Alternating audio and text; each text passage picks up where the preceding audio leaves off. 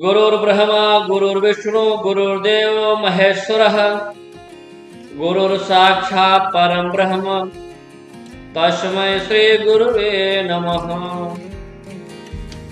अज्ञानतिमिरान्धस्य ज्ञानाञ्जनशलाकया चक्षुर्मीलितं येन तस्मै श्री गुरुवे नमः। वर्णानां समर्थसङ्घानां रसानां छन्दसामपि मङ्गलानां च कर्तारं वन्दे वाणी विनायकं।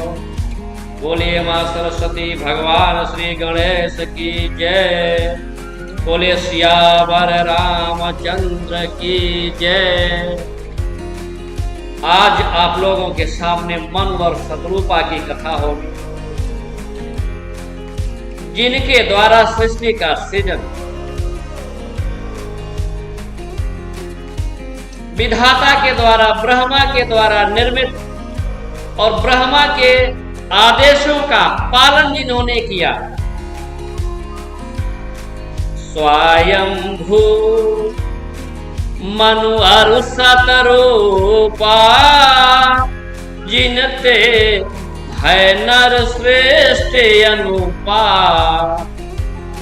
नृपवुत्तान पाद सुततासु ध्रुव हरि भगत भय सुत जासु। महाराज के पुत्र उत्तानपाद, उनके पुत्र हरि भगत महाराज ध्रुव जैसे धरती पर आए और दिनों दिन ये प्रक्रिया चली और सृष्टि का सृजन हुआ, सृष्टि बढ़ी, संसार बसा। ऐसे महाराज का चौथापन आ गया है। अपने मन में विचार कर रहे हैं। क्या विचार कर रहे हैं कि होय न विषय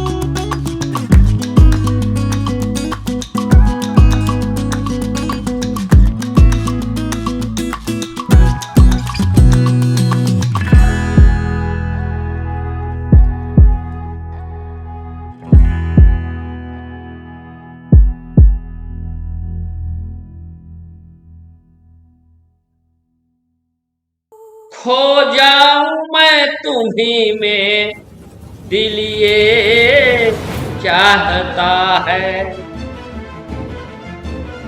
तेरी आरती उतारूं, दिल ये चाहता है।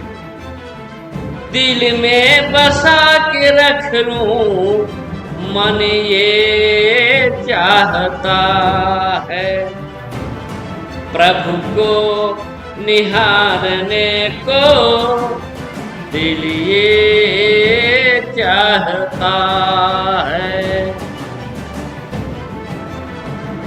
तो महाराज अपने मन में विचार करते हैं कि इन विषयों से छुटकारा मिलने वाला नहीं है, यह संसार है। अब हमें भगवान की भक्ति करना चाहिए। उन्होंने राज्य पाठ छोड़कर अपने पुत्र को अपना साम्राज्य देकर अपनी पत्नी शत्रुपा के साथ वन में चले। जाते जाते वह नैमिषारण्य जो उत्तराखंड में है वहां पर निर्जन स्थान जो भक्ति करने के लिए उपयुक्त हो, ऐसे स्थान को पाकर भगवान के भजन में लीन और 12 मंत्र का जाप। 12 मंत्र क्या है? 12 मंत्र है ओम नमो भगवते वासुदेवाय नमः, ओम नमो भगवते वासुदेवाय नमः, ओम नमो भगवते वासुदेवाय नमः। तो इस 12 मंत्र का मनु शत्रुपा जाप।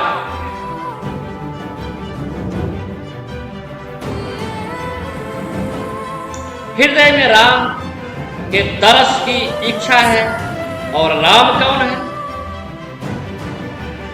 राम कौन है? राम जगत का सार है। राम संसार का मालिक है। राम वही है जो रम रहा है, जो सब में रम रहा है। ईश्वर अंश जीवय विनाशी, वही है राम। राम के बगैर न तो कोई पत्ता डोलने वाला है, न तो सृष्टि संभव है, न तो दुनिया संभव। राम वही है जो सारे संसार में रम रहा है। राम ने ही सबको बनाया है। राम ने ही ब्रह्मा को बनाया, राम ने विष्णु को बनाया, राम ने शिव को बनाया। राम ही अखंडानंद है, राम ही सच्चिदानंद है।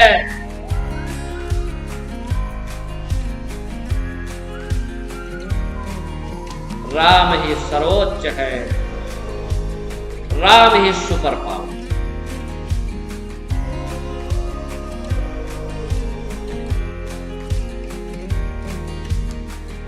ऐसा करते करते महाराज मन और शत्रुपा को 6000 वर्ष बीत, और इन 6000 वर्षों में उन्होंने सिर्फ जल ग्रहण किया। इसके पश्चात उन्होंने फिर जल भी बंद कर दिया और 7000 वर्ष उन्होंने वायु पीकर तपस्या। और फिर 10,000 वर्षों तक ने, फिर महाराज ने 10,000 वर्ष तक एक पैर पर खड़े होकर 12 मंत्र का जाप किया और वायु का ग्रहण भी बंद। महाराज मन और शत्रुपा के अनवरत इस तपस्या से प्रसन्न होकर ब्रह्मा आए। उन्होंने कहा कि मांगो जो मांगना हो।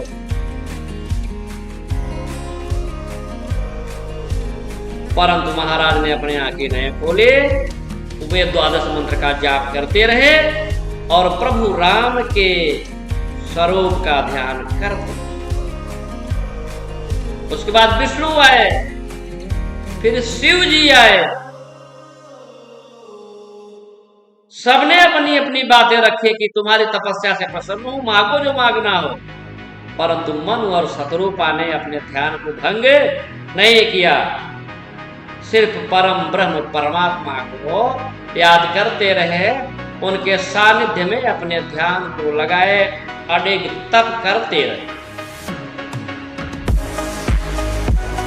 तब क्या हुआ कि प्रभु सर्वज्ञ दास निज जानी, गति अनन्य तापस नृपरानी।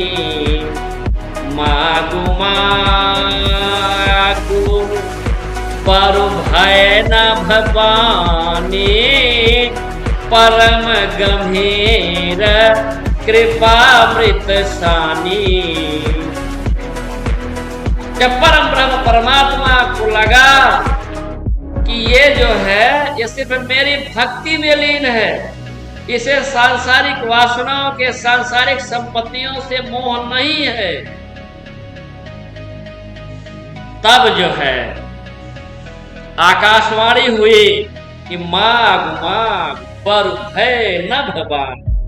तब आकाशवाणी हुई कि मैं तुम्हारी तपस्या से अत्यंत खुश हूं,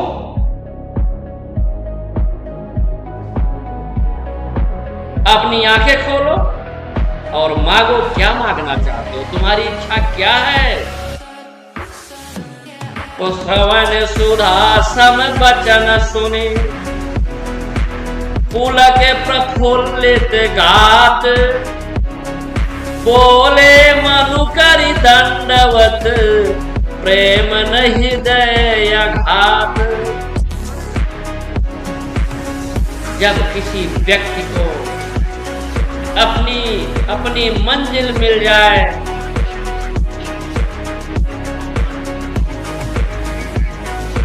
अपना लक्ष्य मिल जाए, तो कितनी प्रसन्नता।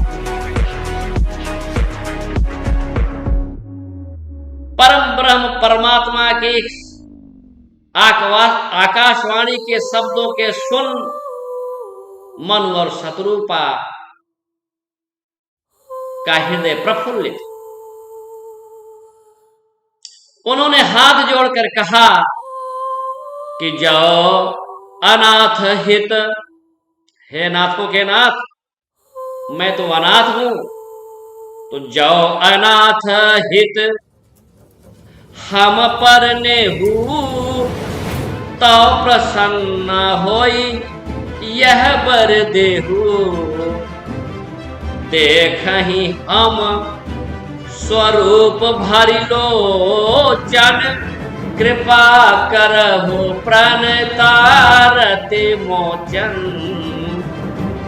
महाराज मन कह रहे हैं कि हे प्रभु, अगर आप हमसे प्रसन्न हैं, आपकी हम पर दया है, तो हे सच्चिदानंद, हे अखंडानंद, हे परमानंद, परम आनंद को देने वाले,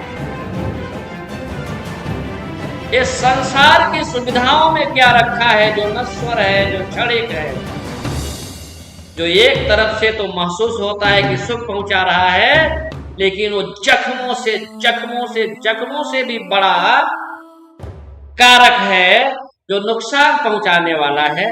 इसमें क्या रखा?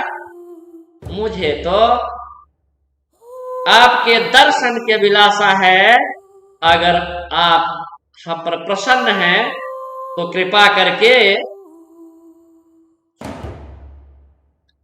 आप हमारे सामने उपस्थित होइए और मैं आपका दर्शन, मैं अपने नेत्रों से आपको देखना चाहता हूं। मेरी आंखों की पुतलियां आपके चरणों का अभिनंदन करना चाहती हैं। मैं आपके चरणों से लिपटकर भाव विभोर होना। भगत बछल प्रभु कृपा निधाना, विश्वास प्रगटे भगवाना। ये भगवान बड़े दयालु, जब उनको लग जाता है कि विषयों से विमुख हो चुका है मेरा ये पुत्र, मेरा ये दास, मेरा ये शिष्य, मेरे द्वारा बनाकर भेजा गया संसार में ये मेरा लाल विषयों से विमुख होकर मेरे चरणों की, मेरे शरणों के प्रति स्नेह पैदा करना चाहता है, मेरे शरण में आना चाहता है, तो बड़ा प्रसन्न होते हैं और उसे अपना दर्शन देते। तो मनु के मनोभावनाओं को जानकर भगवान परमानंद, अखंडानंद, सच्चिदानंद भगवान श्री राम उनके सामने प्रकट।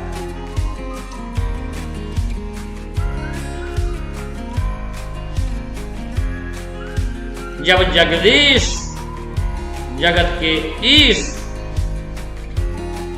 सच्चिदानंद मनु और शतरूपा के सम्मुख प्रकट हुए तो उनके रूप का बखान करना क्या, उनके रूप का बखान कौन कर सकता। चार भुजाओं वाले विराट रूप,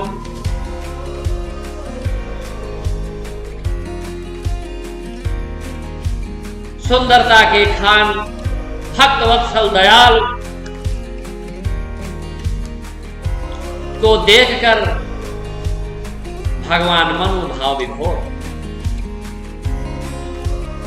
इसके पश्चात प्रभु ने कहा कि अब मैं तुम्हारे सामने खड़ा हूं, तुमने याद किया, मैं तुम्हारे सामने आ गया हूं, उपस्थित हो गया हूं, अब तो संतुष्ट हो जाओ। अब तुम्हें क्या चाहिए, अब तो मांगो।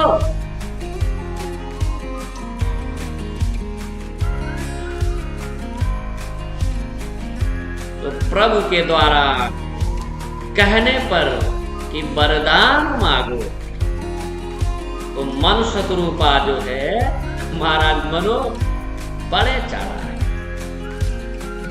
उन्होंने क्या मांगा? मांगना चाहते तो इंद्र का पद मांग लेते, स्वर्गलोक का वैभव मांग लेते, अमरत्व मांग लेते, लेकिन उन्होंने ये कुछ नहीं मांगा। उन्होंने क्या मांगा? दान शिरोमणि कृपा निधि, दान शिरोमणि कृपा निधि, नाथ कहूं सति भाव, चाहूं तुम ही समान सुत, प्रभु सन कवन दुरा।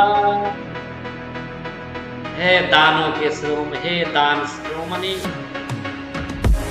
हे दान दाता, हे कृपा निधान, कृपा के भंडार,